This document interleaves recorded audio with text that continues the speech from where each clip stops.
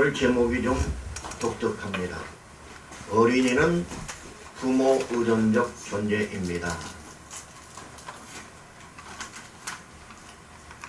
보통 이 말씀을 어린이들을 칭찬하고 어린이들을 축복하고 어린이들에게 주어진 것으로 이해를 하고 있고 또 그런 설교를 여러분 많이 들었을 겁니다. 이 본문으로 어린이들에 관한 어린이들을 예수님께서 이뻐한 것처럼 우리도 어린이들을 이뻐해야 된다, 이렇게 설교를 많이 들었을 겁니다. 그러나 그것은 여기 본문의 내용과는 전혀 관계가 없는 비약의 설교이고요. 오늘 여기 본문은 전혀 그것과는 다릅니다. 먼저 결론을 말씀을 드리면 이 어린이는 하나의 비유로 들은 것이고 어른들을 교훈하기 위한 방편이었습니다.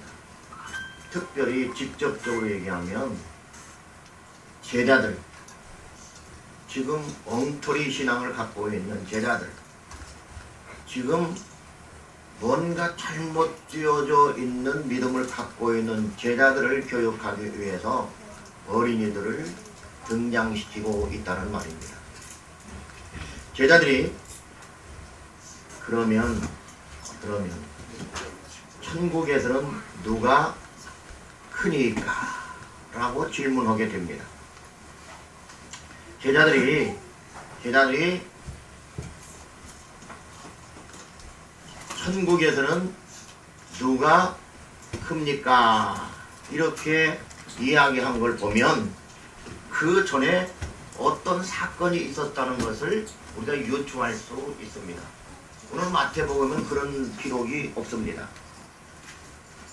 이 기록을 이해하려면 이 말씀, 천국에서는 누가 크니까, 이 한 말씀을 이해하기 위해서는 이전에 어떤 사건들이 있었는가를 알아야 된다 그 말이에요.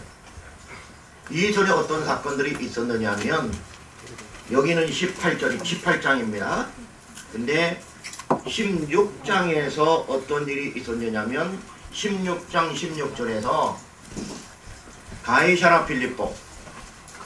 빌립보는 갈릴리 지역에서 예루살렘, 갈릴리, 그 다음에 거기에서도 한참 올라가야지 있는 우상 단지들이 많이 있는 큰 바위가 있는 지역이고, 그 바위 밑에서부터 엄청난 물 생수가 쏟아져 나와가지고 갈릴리로 유입해서 들어가는 아주 중요한 곳입니다.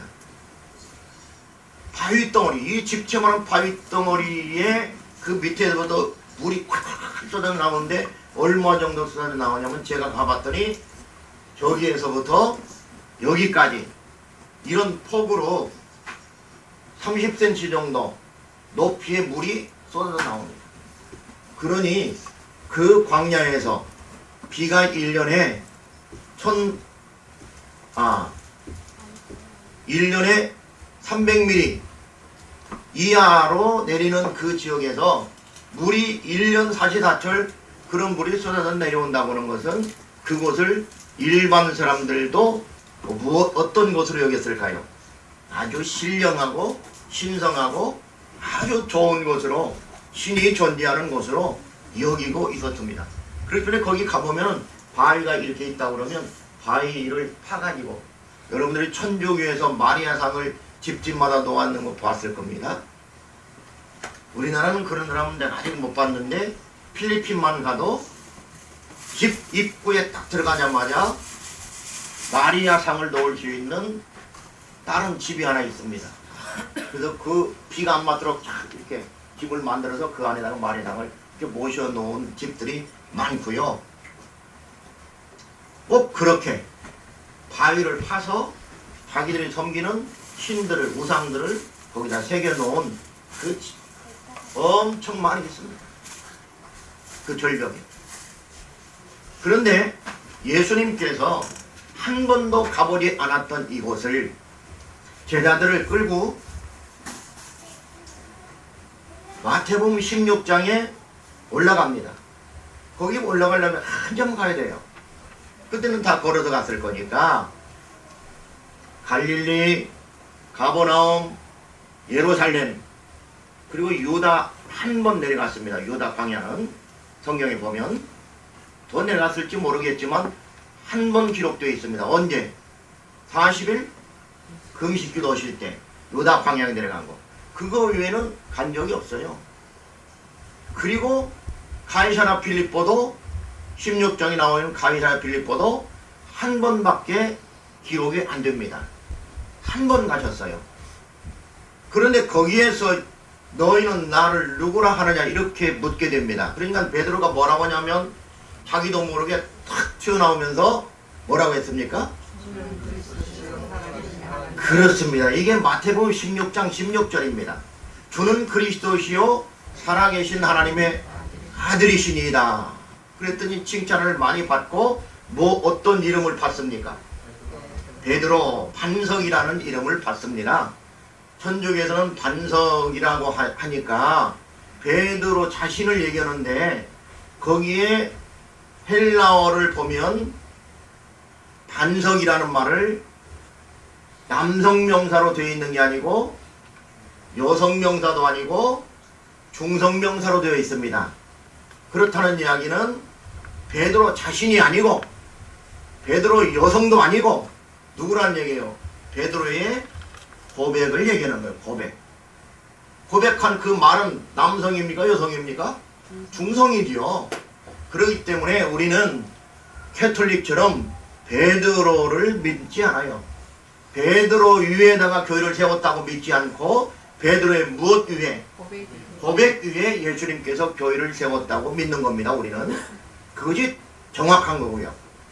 자, 그런데 그 사건이 16장에서 있었고 17장에 넘어오면서 베드로의 고백을 들었던 그 예수님께서 베드로와 요한과 야고보를 데리고 17장 변화산에 올라가게 됩니다.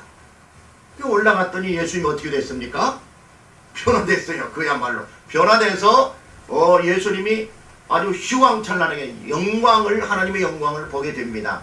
그때 누구 데려갔다고요? 베드로, 요한, 야고보. 몇 명입니까? 3명만.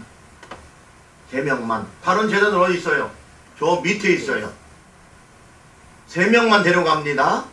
그리고 변화산의 사건이 있고 난 이후에 17장 말미에 어떤 사건이 있었냐면 세금 사건이 나옵니다. 그러면서 베드로 한 사람에게만 베드로에게 뭐라고 하냐면 고기의 입을 납치해서 열면 거기에 돈이 나오는데 그것을 성전세로 바쳐라. 예수님도 하나님이니까 세상의 왕은 세금을 바칩니까? 안 바칩니까? 안 바치죠. 왜? 그 나라가 누구 거니까? 자기 거니까. 예수님은 누굽니까? 하나님 나라의 왕이십니다. 그러면 왕이시기 때문에 안 내도 됩니까? 안 됩니까? 안 내도 되지요. 또 왜? 이 나라가 다 당신 거니까 세상의 왕이니까 만왕의 왕이시니까 안 내도 되나? 세상의 질서를 위해서 성전세를 내라고 가르칩니다. 요게 이제 17장 마지막까지 나오는 이야기입니다. 그리고 가버나움으로 가실 때에 그들이 여기 보면은 그때에 마태복음 18장으로 넘어오면서 그때가 언제냐면 이제 그 사건이 다 끝나고 세금 얘기도 끝나고 그리고 가버나움으로 가실 때에 그 말이에요.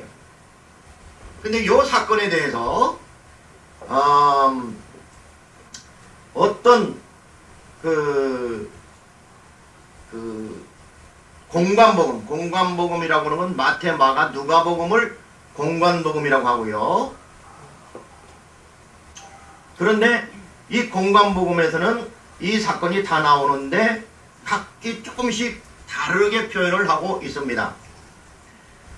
마태와 누가는 가버나움으로 오는 도중에 발생한 것으로 기록하고 있고 마가는 제자들이 노중에서 길을 가는 중간에 누가 크냐 라고 열띤 토론을 벌였다고 하는 것을 기록하면서 예수님께서 그 토론한 것이 무엇이냐라고 물으셨지만은 제자들이 아무도 말을 하지 않은 것으로 기록하고 있습니다. 그게 마가복음 9장 33절에서 37절에 있는 말씀입니다. 그러나 누가는 예수님께서 그때 그들의 생각을 아셨다고까지 기록하므로 예수님께서는 하나님이신 것을 기록하고 있습니다. 예수님은 다 아셨어요. 바로 그때라는 말을 각기 다른 각도에서 이렇게 기록하고 있다고 말입니다. 그렇기 때문에 그때가 언제냐? 가버나움으로 가실 때에.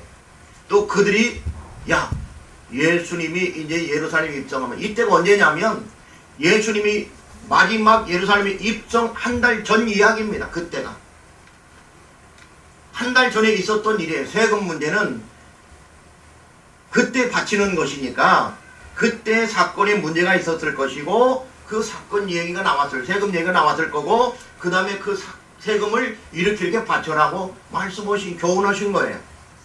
그렇기 때문에 예수님이 돌아가시기 전 한 달 전쯤 그런 사건이 있었어요. 그리고 가버나움으로 가는 거예요. 근데 제자들은 이번에 예루살렘에 올라가시면 얼마쯤 남았어요? 한 달쯤. 한 달 남았다? 우리 이영식 장로님 며칠 남았다? 열흘 남았다? 열흘 남았다. 한 달 남았는데 한 달 이후에 예루살렘에 올라가게 되면 우리 선생님이 뭐가 될 거다? 왕이 될 거다. 그러면 우리 중에 누가 클까? 누가 클까? 그 이야기입니다. 누가 가장 높은 자리에 오를까? 어떤 엄마는 와가지고 좌의정 우의정 하나씩 우리 아들들을 세워주세요. 그런 엄마도 있었고, 지금 예수님께서 16절에서부터 보니까 베드로를 자꾸 앞세우고, 또 17장에 보니까 누구를 앞세워요? 베드로, 요한, 야고보 세 사람을 또 앞세우고, 그 다음에 또 베드로를 앞세우고, 이런 걸 보니 아무래도 베드로에게 압축되는 것 같아. 자기들끼리 지금 하는 얘기예요. 이건 내 추측입니다. 누가 클까? 라고 한 걸 보면 아무래도 베드로 같아. 그러면서도 자기들도 이제 한 자리 하고 싶은 마음이 있어요, 없어요? 있었다고 보는 거죠. 왜? 성경은 그들이 그걸로 인해서 다퉜다고 한 걸 보면 그냥 있었던 베드로를 미는 그런 차원이 아니에요. 베드로를 좀 끌어내리고, 왜 예수님은, 우리 선생님은 베드로만 이뻐하는 거야? 왜 야고보만 데리고 가? 왜 요한만 데리고 가는 거야? 우리들 뭐 제자 아니야? 그런 일들이 지금 예수님이 같이 가면서 그들이 뒤에 따라오면서 하는 말이에요. 예수님이 무엇 때문에 그렇게 토론을 벌이고 있느냐? 예수님이 다 알고 묻는데 아무도 대답을 안 했습니다. 아니에요. 별거 아니에요. 우리끼리 한 얘기예요. 여러분, 우리끼리 한 얘기일지라도 누가 다 아신다? 하나님이 다 아셔요. 다 아십니다. 설령 우리가 말하지 않는 것까지라도 누가 아신다? 하나님이 아신다는 거예요. 여러분, 이걸 잘 아셔야 됩니다. 여러분, 복을 받고 싶으면 그렇기 때문에 하나님께 잘 보여야 됩니다. 하나님께 잘못 보이게 되면 하나님이 복 줄 것도 안 주시겠지요. 구원 받는 거에 하나님의 언약 가운데 있는 거니까 그거는 주시겠지만은 그 위에 생업의 복이나 이 땅에서 받는 복들은 노력해야 됩니까? 안 해야 됩니까? 노력해야 됩니다. 이걸 구분하지 못하고 하나로 뭉뚱그려 가는 사람들은 하나님이 알아서 뭐 해주시겠지. 뭘 알아서 해줘요? 뭘 알아서 해줘? 이쁜 짓을 해야지 알아서 하지 하나님이. 우리의 생각도 하나님께 집중되어 있어야 되고 우리의 행동도 하나님께 집중되어 있어야 되고 우리의 모든 것들이 하나님께 집중되어 있어야 하나님이 이뻐하시지요. 그걸 구약에서는요 하나님이시여 나를 감찰하사 그랬습니다. 감찰이라는 것은 말 그대로 검사가 죄인을 쫓아다니면서 쫙 훑어서 살피는 것을 얘기하는데요. 하나님께서 우리의 일거수일투족을 다 헤아린다 그 말이에요.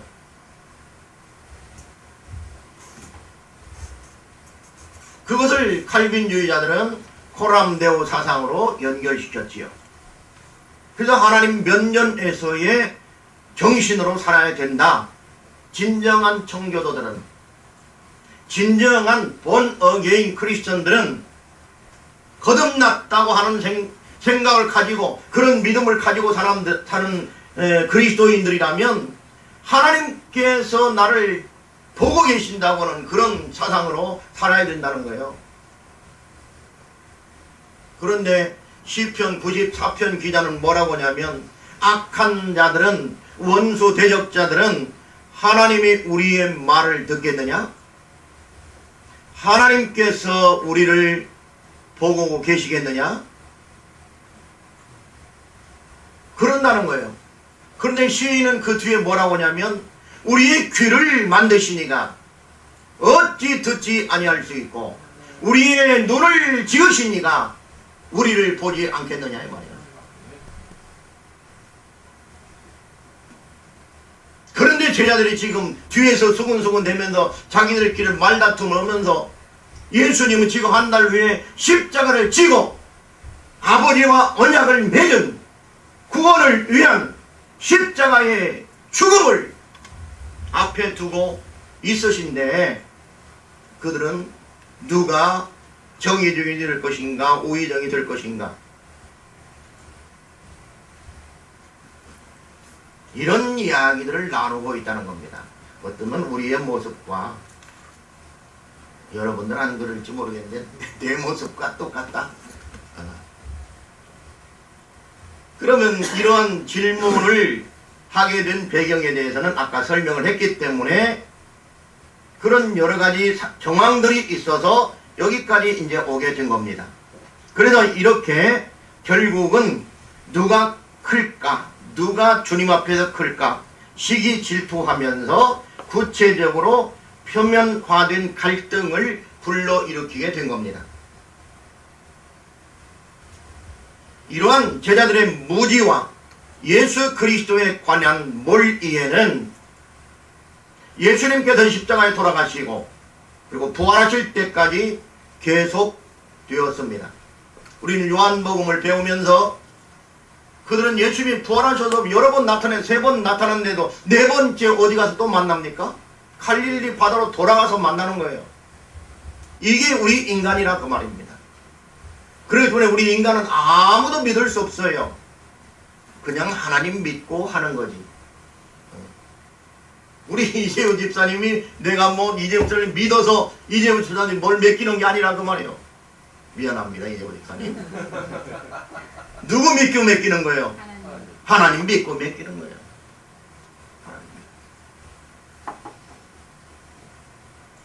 하나님께서 안수 집사를 세우면 하나님께서 복을 주시고 이 교회를 위해서 앞장서서 수고할 수 있는 길도 열어주시고 이런 일들을 하나님이 하실 것을 믿으니까 세우는 거지 우리가 많이 배워서 똑똑해서 지혜로워서 그러는 게 아니라 그 말이에요. 그래서 목사가 되는 게 아니고 그래서 무슨 뭐 장로 집사가 되는 게 아니에요. 자 그러면 그런 제자화된 사역자의 역할을 맡은 자들은 누구의 뜻에 따라가야 됩니까? 예수 그리스도의 뜻을 따라가야죠. 그래서 예수님은 이 이야기를 가지고 누가 큽니까? 라고 질문하는 저들 그리고 수군수군대는 이런 배경이 있는 이야기를 통해서 오늘 저들을 교훈하고자 하는 겁니다. 3가지의 말씀을 드릴 건데요. 잘 들으시고 쫓아오시기 바랍니다. 첫 번째로는 예수님은 가장 낮은 자에게 관심이 있다는 사실입니다. 예수님께서 한 어린 아이를 불러 그들 가운데 세우셨다고 했습니다. 어린 아이를 왜 제자들 앞에 세웠을까? 제자들은 적어도 어른들이고 3년 동안이나 지금 훈련 받았고, 그런데 어린 아이를 세웠어요. 그들 앞에. 예수님은 상징적이면서 구체적인 예로 어린이를 등장시키고 있다는데 관심이 있습니다. 어린이를 통해서 예수님 자신은 가장 낮은 자에게 관심이 있다고 하는 것을 가르치고자 하셨던 겁니다. 어린아이는 당시 헬라 문화권에서는 미숙하고 유치한 존재로 이해되었습니다. 그래서 헬라 사람들은 어린아이들을 숫자에도 넣지 않고 죽으면 죽고 살아나면 살아나는 거고, 심지어는 그 스파르타 그 교육을 하는 그런 민족들은 어린아이를 낳게 되면 그냥 내버려 방치해서 살아나면 이제 교육하는 거고 죽으면 죽는 거고, 더군다나 여자아이들은 더 말할 것도 없고. 왜? 남성들은 그래도 뭐 군대 가서 적들과 싸워서 전투하는 어떤 역할이라도 감당하지요. 여자들은 아무짝에도 쓸모없다고 생각한 거예요. 그 지난번도 말씀을 드렸지만 플라톤은 여자들에게 뭐가 없어요? 영혼이 없다고 생각한 거예요. 그런데도 자기가 헬라 사람이라고 하는 것은 문화적인 어떤 혜택을 누리고 있다고 우월감이 있었던 겁니다. 어린아이들을 어떻게 해요? 옵수이 여기면서도. 유대인들은 어땠는가? 아, 유대인들은 안 그렇겠지. 왜? 유대인들은 하나님의 백성이니까. 근데 유대인들은 원래 어디서 왔습니까? 메소포타미아. 아브라함이 메소포타미아에서부터 바벨론, 성경에서는 거기에서부터 지금 이란, 이라크, 유브라테스 강과 티그레스 강이 만나는 그 지역에서부터 이제 오게 됩니다. 그래서 서로 와서 팔레스틴 지역을 하나님이 주시겠다고 약속하셨고, 약속하신 대로 430년 후에 그에게 준 겁니다. 자, 그 과정에서 그들은 이제 유브라테스 강 요역에서 살던 우상을 섬기던 그런 신앙을 모두 다 이제 버리고 누구를 섬기는, 유일신 여호와를 섬기는 사상으로 거듭나게 되는 겁니다. 여기에서도 애굽에서 430년 훈련이 있었고, 그걸 또 털기 위해서 광야 몇 년이 있었어요? 40년의 세월이 있었습니다. 자, 그런데도 그러면 다 해결될 줄 알았는데 가나안 땅에 들어가서 거기에 있는 모든 살아있는 것들을 멸절시키라고 했는데도 그들은 그렇게 하지 않았습니다.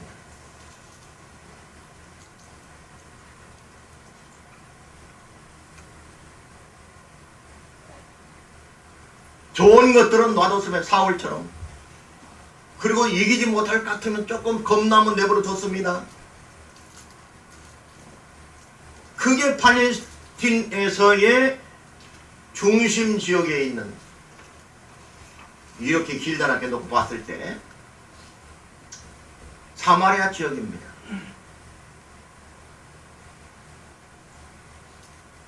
그래서 몇몇 족속들은 완전히 멸족되지 않고 사마리아 지역으로 옮겨가서 살게 되고 거기서 자기들의 세력을 구축해 갔던 겁니다. 물론 다른 곳에서도 있었겠지요. 자, 이처럼 여자들이 또 어린 아이들이 유대 문화권 안에서는 어땠는가? 이 사람들도 마찬가지입니다. 어린 아이들을 방자하고 무분별하며 엄격한 교육을 필요로 하는 존재로 여겼습니다. 그리고 전쟁이나 노역에 별 가치가 없는 신분으로 생각했습니다. 심지어 그들은 어린이는 여자들과 함께 그 집의 가장의 재산 목록에 들어갔을 뿐 결코 어린아이들이 대접받는 경우가 없었습니다. 그러니까 한 가정의 주인, 가장이 있으면 그 가장의 재산 목록이 있을 거 아니에요. 거기에 여자들 이름이 들어가요. 재산이에요. 여자들. 그러니까 여자가 둘이면 재산이 2개를 드리는 거예요. 셋이면 셋 재산이 늘어나요. 그래서 여자를 많이 지금 팔리틴 또 이슬람 이 문화권에는 여자들을 많이 줘요. 또 자녀들도 마찬가지입니다. 주는 데를 생산해요. 왜? 자녀가 재산이니까. 재산이니까. 그래서 많이 낳습니다. 우리들도 뭐 그런 어떤 것들이 우리나라에도 어느 정도는 있었습니다. 그래서 아이들이 많아야 뭔가 뭐 할 수 있다고 생각하던 시대가 있었습니다. 그런데 그런 차원이 아니고 이처럼 아주 낮은 그런 신분, 아주 낮은 재물의 하나에 끼어서 카운트하는 그런 생각을 갖고 있었던 게 그들의 사상이었습니다. 그렇기 때문에 그들을 여기에서 이제 특히 마가는 뭐라고 기록하고 있냐면 어린 아이를 상징적으로서 가장 낮은 자로 기록했는데 낮고 작은 자를 강조하기 위해서 어린 나이 하나 숫자적으로도 여러 명도 아니고 하나를 등장시켰다. 이 헤이스라는 단어인데요. 예수님께서 섬김의 모델로서 어린 아이를 내세운 것을 가리킵니다. 그 시대에 그들이 가장 낮은 자로 평가되었기 때문입니다. 그런데 아이러니하게도 이 어린 아이가 어른들은 어린 아이들을 카운터에 넣지도 않는데 그 어린 아이들을 들어서 누구를 교훈하고 있냐면 어른을 교훈하고 있다는 거예요. 어른을. 제자들을 교훈하고 있다는 것입니다. 그리고 우리나라 속담에도 어린 나이로부터 배운다 그런 말이 있습니다. 애들한테 배운다. 애들한테 뭘 배우는지 모르겠어요. 자, 여기 봅니다. 우리 칼빈주의는 개혁주의는 성악설을 믿습니다. 성악설을 따라요. 그럼 여기 이 말을 잘못 오해하게 되면 아하, 어린아이들은 순진무구하구나, 착하구나. 그러니까 어린아이들의 그런 모습을 보고 그런 믿음을 가지라는 말이겠지? 이렇게 지레 짐작하는 자들이 있습니다. 실제로 그런 설교를 우리는 많이 들어왔습니다. 근데 여기는 절대 그런 말이 아니라는 것을 미리 아시고요. 예전에 들었던 설교의 그런 내용들을 머릿속에서 지우시기 바랍니다. 여기 지금 다현이도 왔고 또 누구 왔나? 지한이도 왔습니다. 지한이 이제 2살 먹었나 3살 먹었나? 3살. 순진무구하고 나쁜 짓 안 합니까?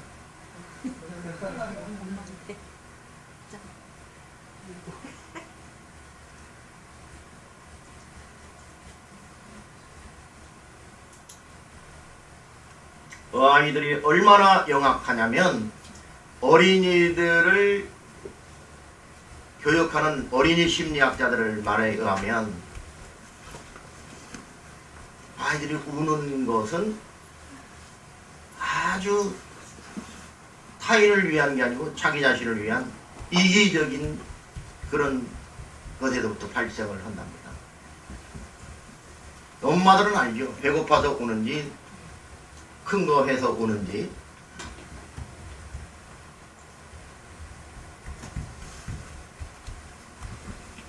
그 그게 자기가 살아가는 본능이니까 울어서 표현하는 거예요. 자기밖에 몰라요. 그런데 여기서 지금 얘기하는 건 바로 그런 이야기를 하는 게 아닙니다. 아이를 통해서 어른을 교육하는데, 그럼 뭘 교육하느냐? 이 두 번째입니다.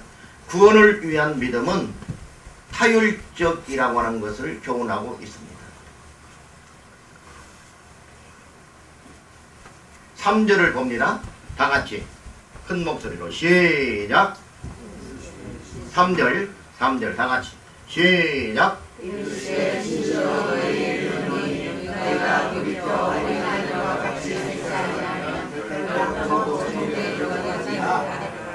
결단코 천국에 들어가지 못하리라. 어린 아이들과 같이 되지 아니하면, 그러니까 어린 아이들 같이 되지 아니하면 대단한 어린 아이들입니다. 여기서 어린 아이라는 단어를 찾아봤습니다. 파이디온이라는 단어인데요. 이 말은 아직 젖먹는 유아나 우리 지환이처럼 아직 젖먹는 유아, 그러니까 1살, 2살, 3살, 그리고 다른 표현은 반절쯤 자란 아이, 아주 작은 아이, 걸어다니는 하는데 아직 부모의 손길이 필요한 아이. 성현이는 이제 손길이 필요 없어요. 자꾸 뭐 할아버지 여기 나와서 뭐 참견을 그러는데 그럴 필요가 있다 없다? 없어요. 독립해서 자라도록 내버려 둬야 돼요. 그 아이는요, 엄마 떨어져 아빠 잊어버렸다. 살 수 있을까요 없을까요? 다 살아가요. 동량이라도 해도 다 먹고 살아가요. 근데 다현이는 살 수 있을까요 없을까요? 못 살아요. 누군가 계속해서 몇 년은 돌봐줘야 돼요. 잊어버렸다 그러면. 성현이는 쓰레기통이라도 주워도 먹고 산다고 말이에요. 그런데 여기 바이디온이라는 말은 저렇게 다현이나 지환이처럼 아직 부모의 손길이 필요한 아이를 일컫는 말이에요. 그렇다면 이 말을 우리가 조금 이해할 수 있습니다.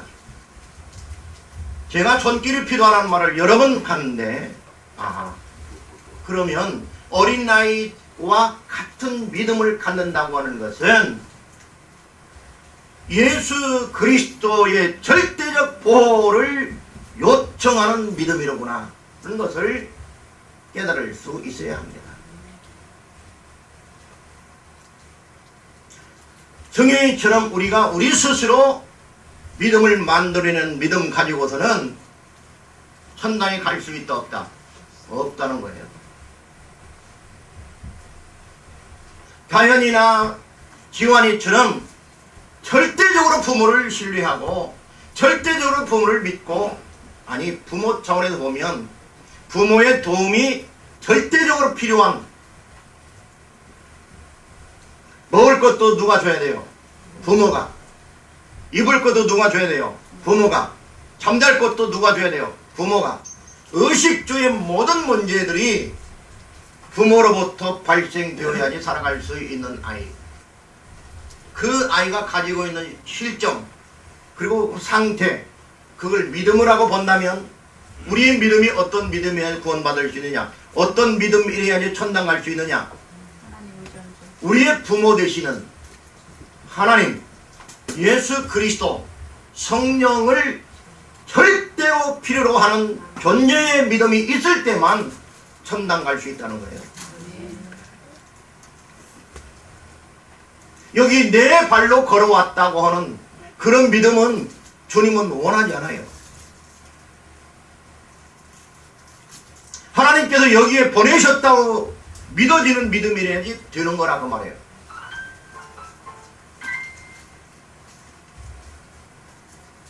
그렇기 때문에 예수님은 이 아이들의 겸손한 마음, 겸손하다 말을 좀 이따 설명합니다.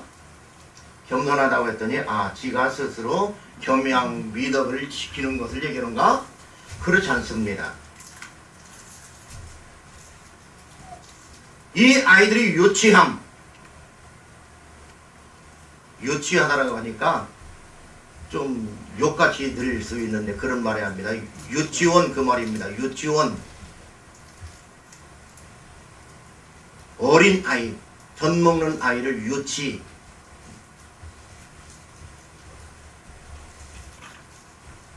아이의 겸손함, 그 본질상 연약해서 혼자의 힘으로서는 살 수 없고 부모의 품 안에 있을 때만 가능한 그 평안을 얻을 수 있는 그런 상태를 가리키는 겁니다.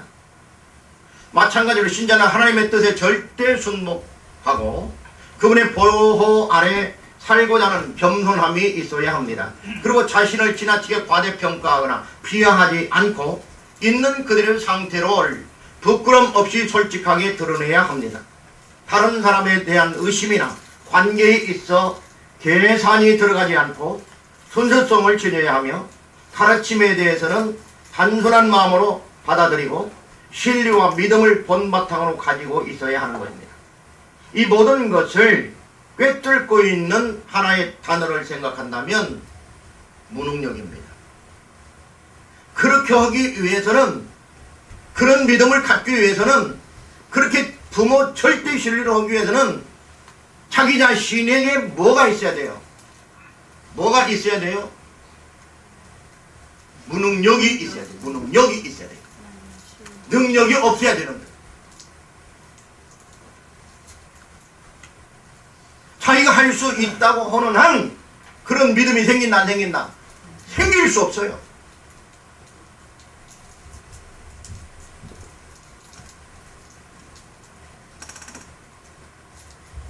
그렇기 때문에 무능력의 신앙을 가질 때 하나님을 신뢰하게 되고, 무능력의 신앙을 가질 때에 그게 신앙이라 해야 될지 안 해야 될지 모르겠습니다만 하여튼 여러분들이 생각하시기 바랍니다. 자기가 무능력하다는 것을 알 때에, 아니 아는 것 깨닫기도 전에 자기가 무능력 상태에 있을 때에 부모는 그에게 도움을 준다고 말이에요. 쟤는 나 아니면 못 먹고 살지.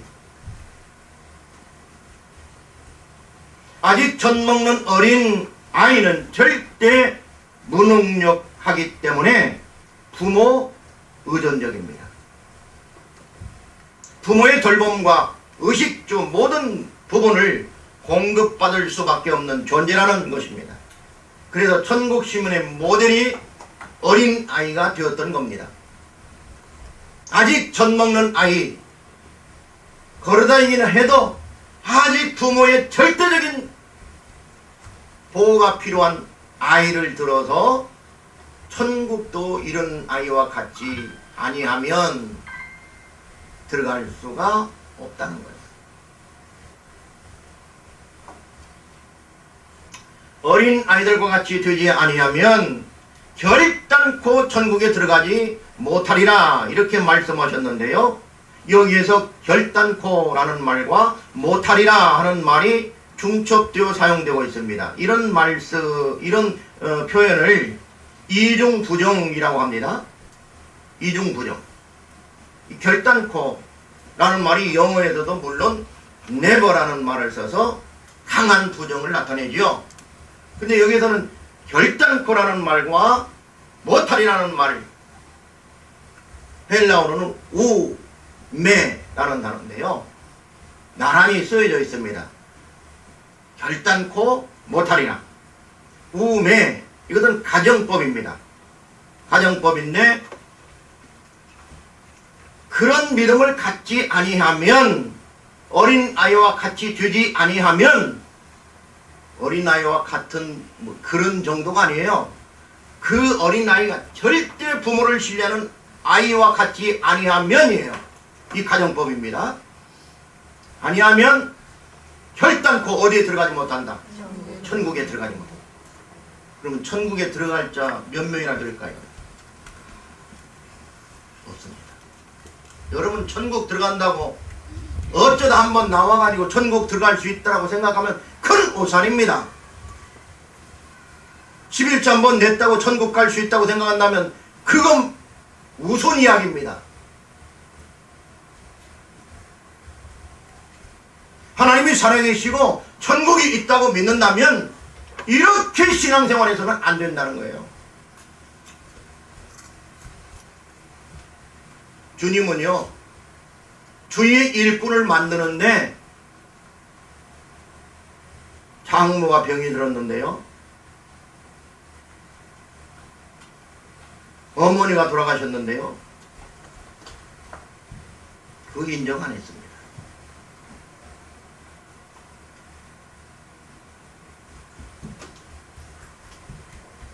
이런 강한 이중부정을 내세워서 천국 입성을 절대로 불허하겠다는 거예요.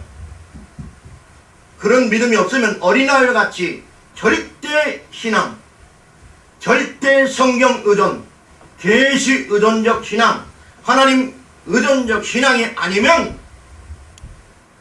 천국에 들어올 수 없다는 거예요. 누가 천국의 키를 갖고 있다는 거예요? 베드로도 아니고요, 목사도 아니에요. 누구예요? 예수님께서 부정하는 거예요. 올 수 없다.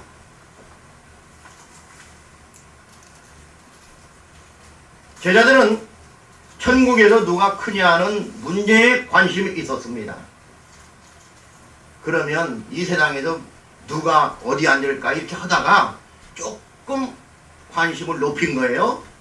자, 봅니다. 따라오면서는 어디에 관심이 있었어요? 이 세상에서 주님이 왕 되면 우리 어디 앉을까? 이렇게 자기들끼리 싸우다가 주님께서 야, 너희들 뭐라고 보고 있냐? 이러니까 따라와가지고 이제 가버나움에 모여가지고 그때다 우리 조금 뭐 민망하기도 그러니까 예수님이 천국 얘기도 그러니까 그러면 천국에서는 누가 큽니까? 이렇게 물은 거예요. 지상의 관심이 어디로 옮겨졌습니까? 천국으로 옮겨졌는데 관심의 내용은 똑같습니다. 이 멍텅구리들. 지상에서도 누가 크냐에 관심이 있었는데 천국에서도 누가 크냐에 관심이 있어요. 근데 예수님은요, 누가 크냐의 관심에 대한 답을 주는 게 아니고 누가 천국을 갈 수 있느냐에 대한 천국에 입성할 수 있는 자격에 대해서 말씀하고 있다는 거예요. 여러분 이거 잘 알아야 됩니다. 여러분 자격이 있습니까?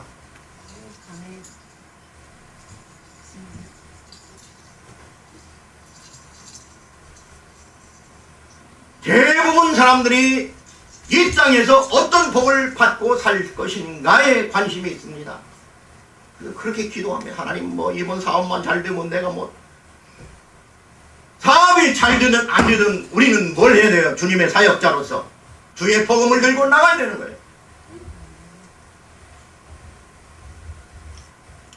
근데 우리는 뭐가 잘 돼야지 되는 거죠. 잘 돼야지. 어디 내가 앉을 것인가에 관심이 있는 거예요. 좀 민망하니까 이제 하나님 나라에 가서 나는 그럼 어디 앉을까? 금집을 가질까? 수정집을 가질까? 그게 문제가 아니고 지금 내가 천국 갈 수 있는 믿음이 있는가 없는가가 문제라는 거예요. 천당 갈 수 있느냐 말이에요, 여러분.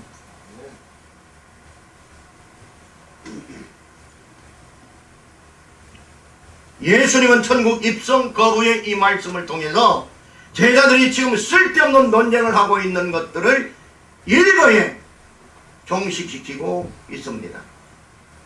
구원은 하나님께서 주시는 본질적이고 영적 지식을 통해서 얻는 것이지 세상적인 방법으로 얻을 수 있는 게 아니라는 사실을 보여주고 있습니다. 세 번째로는 예수님께서 어린이를 자기 자신과 동일시하고 있습니다. 영어에서는 동격이라는 말이 있는데요. 이것과 이것, 앞에 나온 단어와 뒤에 나온 단어가 동격일 때는 같은 동등한 자격을 갖지요. 동일시는 뭐냐면 이것을 통해서 이것과 같은 걸로 보는 겁니다. 근데 여기서는요, 주님께서 자기 자신과 어린 아이를 동일시하고 있다는 거예요. 이거 보세요. 4절 봅니다. 4절 다 같이 눈 크게 뜨시고 큰 소리로 읽습니다. 시작.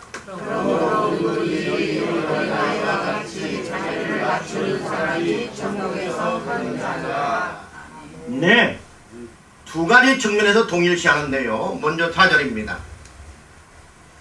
가장 낮은 자리에까지 내려가는 것을 가리키고 있는데, 여기서 자기를 낮추는 사람이라는 말씀은 고난받는 주님을, 고난받는 종의 모습을 연상케 하는 말입니다. 실제적으로 자기를 낮추다라고 하는 헬라어 동사 타페이노라는 단어가 있는데요. 이 말은 단순한 의미의 겸손이나 또 겸양미덕을 가리키는 게 아닙니다. 자기를 그냥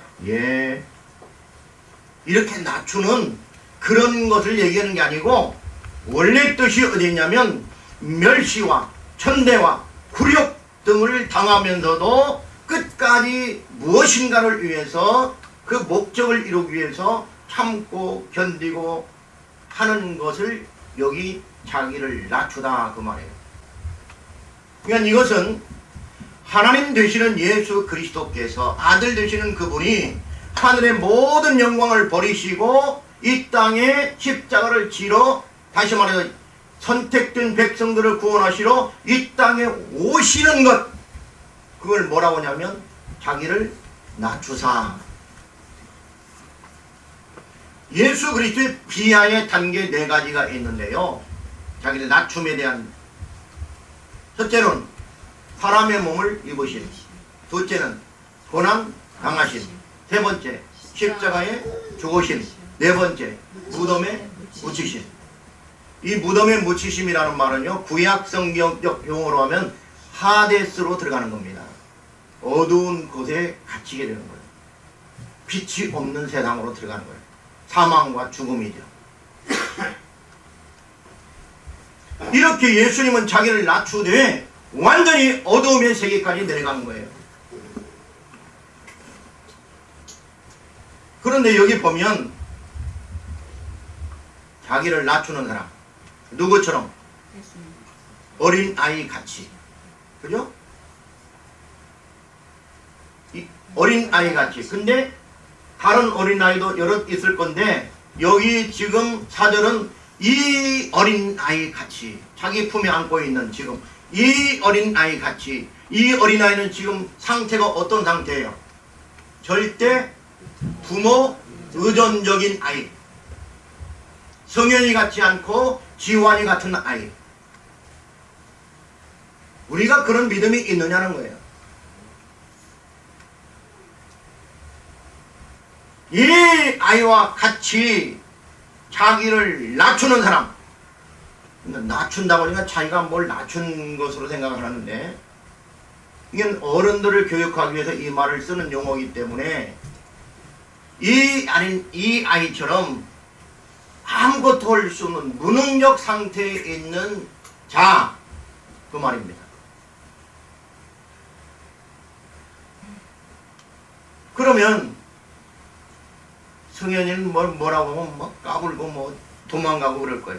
저 할아버지한테도 얼마나 도망다니는지 몰라. 근데 지환이는 도망가봤자 3발의 피죠. 어디를 나가겠어요? 여기서 도망간다고 해요. 2발짝, 3발짝 하면 제피지.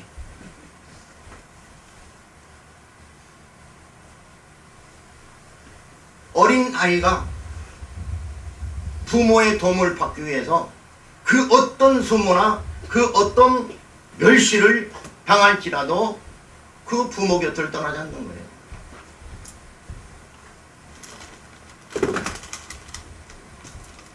제가 그 고래들이 남해 바다에 있다가 수천 킬로를 통해서 북극 베링 해역으로 가는 것을 보았습니다.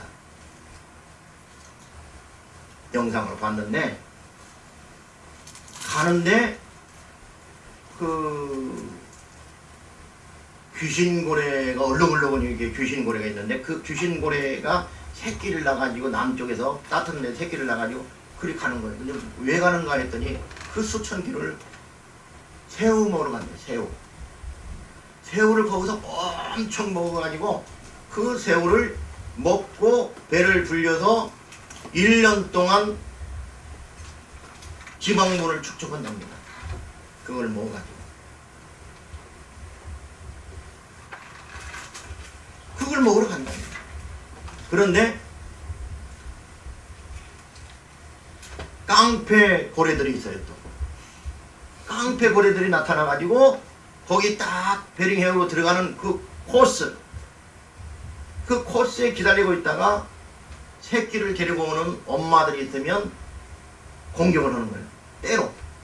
때로 공격을 해가지고 엄마하고 이 아이하고 분리시켜 놔요. 그 사이로 뚫고 들어가가지고. 그리고 이놈은 숨을 쉬어야 되니까 3분만 숨 못 쉬면 죽는 거예요. 그러니까 위에서 누르는 거예요. 힘센 놈들. 위에서 눌러가지고 못 나오게 아이를. 그리고 부모가 분리시켜가지고 결국은 부모가 포기하고 도망가게. 그리고 이놈 잡아먹는 거예요. 범고래. 이런 깡패 범고래죠.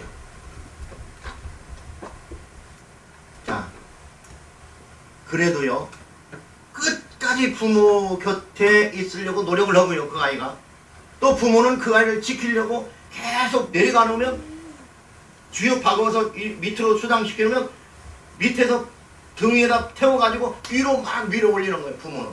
엄마는 숨 쉬도록. 그래가지고 자기 새끼를 결국은 베링해역까지 이끌고 가는 부모가 있는가 하면 그걸 떨치는 부모들도 있더라. 서로 상호작용해. 아이는 안 떨어지려고, 엄마는 또 안 죽이려고.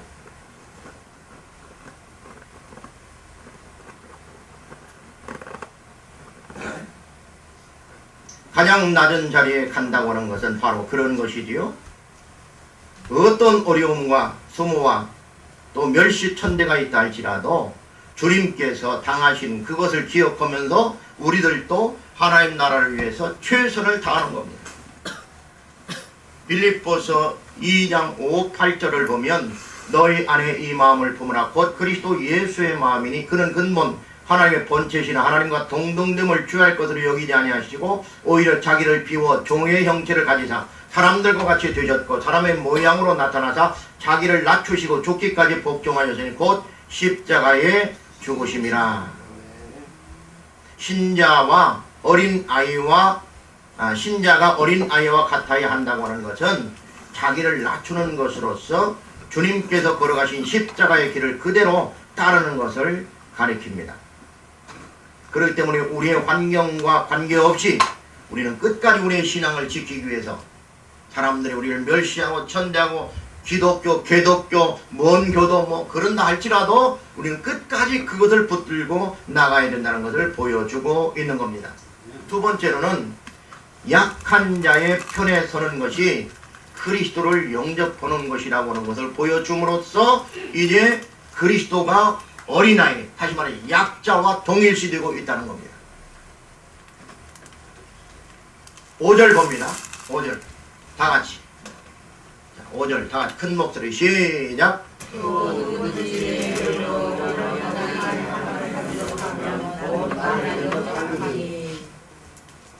여기 중요한 것은 어린아이 하나를 영접하면 누구를 영접하는 거다?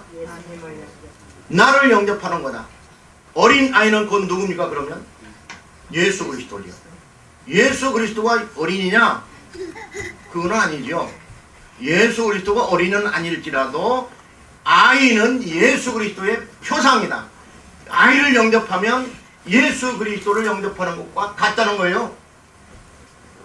어린아이가 예수처럼 구원자가 될 수는 없어도 우리가 약한 자를 돌보게 되면 주님께서 우리를 천국으로 인도해 준다는 거예요. 아니 그러면 선행을 하면 구원받는가? 그 이야기가 아닙니다.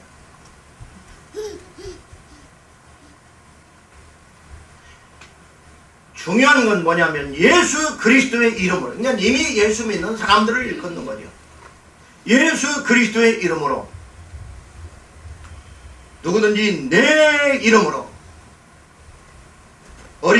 이런 어린 아이 하나를 영접하면 곧 나를 영접하는 것이다. 마가복음 9장 37절에서는 누구든지 내 이름으로 이런 어린아이 하나를 영접하면 곧 나를 영접함이요, 누구든지 나를 영접하면 나를 영접함이 아니요 나를 보내신 이를 영접함이라. 이렇게 말미암아 정증법을 사용하고 있습니다.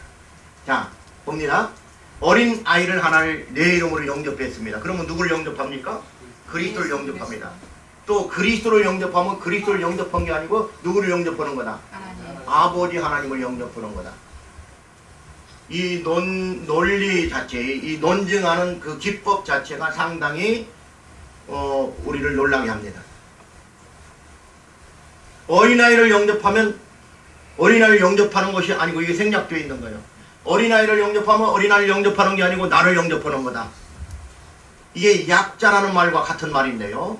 절대 무능력한 자들, 장애인, 과부, 고아, 나그네, 구약에서는 이런 자들을 영접하고 대해주면 그들을 영접하는 것이 아니고 누구를 영접하는 거다? 그리스도를 영접하는 거다. 그리스도를 영대하는 거예요. 대접하는 거예요. 그리고 그리스도를 영접하면 그리스도를 영접하는 게 아니고 누구를 영접하는 거다? 아버지 하나님을 영접하는 거다. 이것을 강조용법인데요. 그렇기 때문에 이것은 하나의 믿음의 시스템입니다. 믿음의 시스템. 예수님이 우리 눈에는 보이지 않고 하나님도 보이지 않기 때문에 우리는 이웃 사랑을 통해서 누구를 영접하는 거예요? 그리스도를 영접. 근데 우리는 어떻습니까? 나보다 강한 자, 나보다 부자, 나보다 많이 배운 사람 옆에는 자꾸 가려고 합니다. 그래서 뭐 알랑방귀도 끼고 뭐 생길 게 없나. 근데 그게 아니고 나보다 연약한 사람, 절대 무능력한 지한이에도 이제 많이 능력이 생겼어요. 자, 절대 무능력자들을 돌봐야 될 필요성이 있다는 거예요. 그렇게 할 때에 하나님께서 우리를 돌보십니다. 누가복음 9장 48절에서는 그들에게 이르시되 누구든지 내 이름으로 이런 어린 아이를 영접하면 곧 나를 영접하며 또 누구든지 나를 영접하면 곧 나를 보내신 이를 영접하리라. 너희 모든 사람 중에 가장 작은 그가 큰 자니라. 뒤에 조금 더 붙여놨습니다.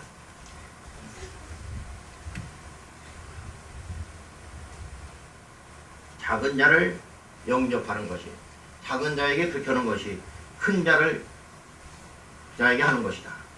자, 또 다른 성경에서는 뭐라고 합니까? 적은 소자를 영접하는 것. 마태복음 25장에서는 뭐라고 합니까? 내가 굶주릴 때 먹을 걸 줬고, 헐벗을 때 입을 걸 줬고, 감옥에 있을 때 찾아와 줬고. 언제 주님이 우리한테 언제 온 적이 있습니까? 또 뭐라고 합니까? 작은 소자에게, 옛날 성경에는 소자라고 했고요. 작은 자에게, 약한 자에게 한 것이 나에게 한 것이다. 염소한테 갔습니다. 너희는 내가 굶주렸을 때 먹을 것도 안 줬고, 헐벗었을 때 입을 것도 안 줬고, 감옥에 있을 때 찾아와 보지도 않았다. 언제 주님이 언제 나타났습니까? 언제 그런 적이 있었습니까? 똑같습니다. 작은 자에게 하지 아니한 것이 나에게 하지 아니한 것이다. 자, 여기에서 우리는 볼 수 있는 건 예수님은 곧 누구와 동일시하고 있다? 작은 자, 약자, 어린이와 동일시하고 있다. 절대 예수님이 어린이가 아니라 그런 말이 아닙니다. 예수님께서 자기를 어린이와 동일시함으로, 약자와 동일시함으로 제자들을 교훈하고 있는 거예요. 제자들의 시야를 높은 거예요. 우리가 어디에 오를까, 어떤 위치에 갈까가 아니고 누구를 사랑할까로 시선을 돌리고 있는 겁니다. 기독교는 우리가 하나님을 위해서 하나님의 아직 예수 믿지 않는다 할지라도 그 안에 역사하는 하나님의 놀라운 은혜들을 깨닫고 저도 하나님의 자녀인데 우리가 돌보지 아니하면 어떻게 살아갈 수 있는가, 그런 긍휼한 마음이 생겨야지 가능한 일입니다. 우리 교회가 아직은 적지만 그러나 10년, 20년, 30년 되면서 놀라운 일들을 해낼 겁니다. 그때를 기약하면서 씨를 심는 거예요. 하나님께서 우리의 시선을 작은 자로 돌리고 어린 아이로 돌려서 이제 하나님의 놀라운 역사가 우리 교회를 통해서 일어나게 될 줄로 믿습니다.